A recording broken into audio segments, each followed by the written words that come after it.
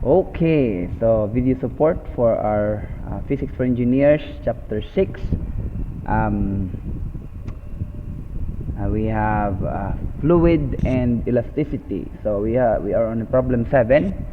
So we have a hollow cylindrical solid cylinder copper pipe. So mostly mga density problems. Bagal kita nag-review natin chemistry, of course. Cylindrical copper pipe is 1.50. I think we have to draw this one. We have to draw. So I have a cylinder, ganon, and then ganon,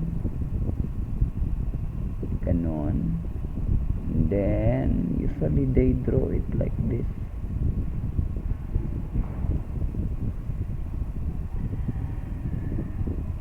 Tapos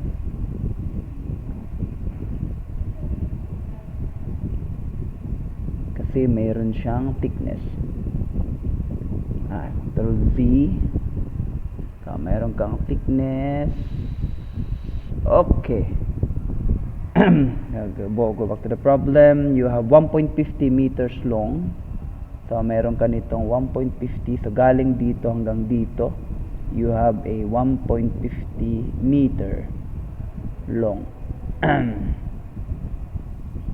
Okay. So after that, anong sunod? Outside diameter, so outside, inside, and then how much, okay, how much does it weigh, yung problem. So meron siyang diameter outside, which is through V. Outside diameter is litan pa. Magaling dito kasi magaling tayong mag-drawing dito, hindi naman ganun parang kagaling. Lumalabas pa rin yung hindi ako magaling mag-drawing talaga.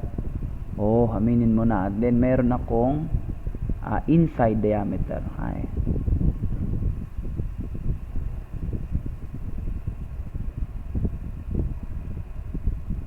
Up. Saka dito naman up. So meron akong 3.50 as an outside diameter. Okay, hanggang dito, and then I have a 2.50 inside diameter. So units is I think centimeters sila. So pwede ko tong i.0350 as meters, tapos ito is 0.0250 meters kasi masanay tayo sa meters. Usually yung madali hindi na papunta sa mga units. Again, isa talaga yung mga units na makakasure ka sa answer mo. So this is actually a hollow, may butas siya sa gitna. So meaning talaga hindi yung full na volume yung kukumputin natin, kundi part lang ng volume, or ito lang na may metal. So basically, balik tayo sa density. Density is mass all over volume. Now your problem is how much does it weigh? Yun lang. I'm not sure kung mass to or weight. So but anyway, idalawin na lang natin. Mass is equal to density and volume. Pag mag-weight tayo, mag-mg lang naman tayo. Yung G is 9.8. Okay? So yung problem actually is yung volume. Yung volume mo, actually madali yan. Volume ng nasa volume total talaga is volume ng outer minus volume ng inner. Diba? Yung volume ng outer, i-minus mo yung volume ng butas na to, magiging volume lang nito na nandito. So ito yung equation niya. Okay? Now we go to our volume outside. Of course, that is a pi r squared L. So area multiplied by length. Pero dito kasi is meter yung diameter yung binigay. So wag na nating i-reduce diameter natin, kasi sa diameter that should be pi over 4. Pi over 4, pi all over 4 d. D outside squared d lang. D squared. So yun yung velocity, volume formula, d squared L. Now, if you're talking about outside, lalagyan ko lang to ng outside, tapos ima-minus ko dito yung volume inside, which is pi over 4 d inner squared L. So, and grouping like terms, you have pi all over 4 L. Pareho naman sila nito. So, factor out. So, you only have dO squared minus di squared. Okay? So, that is the volume total ng copper wire. Ng copper pipe. So, kung mass yung sa akin, of course, if I want the mass, then I should be looking for the density, which is, actually, nandito yan, kasi dito naman binigay ng book. So, density, anyway, sa quiz, pag magkuhan ako ng wala dito, i-ask nyo lang sa akin, baka meron ako. Or usual, dapat meron ako kasi ako nagbibigay ng quiz. So, 8.9 times 10 to the 3. 8.9 times 10 to the 3.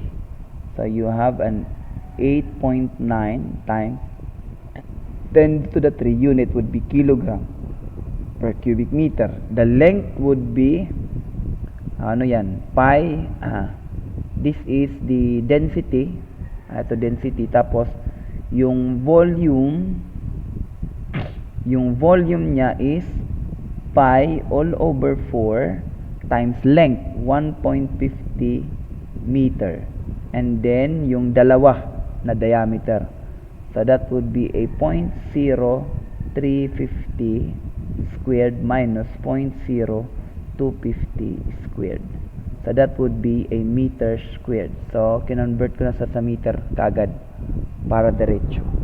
So we get our calculator, and then we have 8.9 exponent 3 times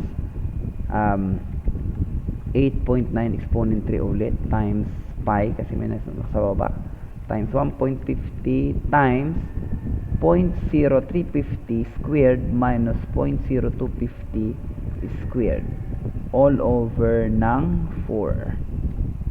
Okay, so the mass should be in 3 significant figures, that should be a 6.29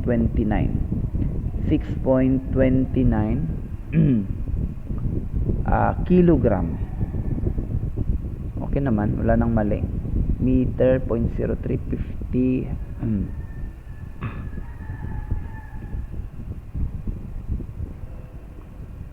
1.50 8.9 exponent 3 pi 1.50 0.0350 squared 0.0250 squared all over 4, and that would give you 6.29 kilogram, 6 kilos, 1.50 meter long. Okay lang, fair. And then kung gusto mo ng weight, kasi hindi ako sure kung mass to or weight, dalawin mo na o i-sure mo, sir. Anyway, kung ako yung mag-re-encode nito, i-sure ko, lalagyan ko ng, kasi yung ibang book kasi talaga, pag sinabing weigh, how much does it weigh, pwede mass lang yan. Pag weight talaga ito, sinasabi nila na what is the weight, parang ganun. So hindi ako sure ngayon, but anyway, mayroon namang answer ito sa likod, tingnan ko na lang mamaya.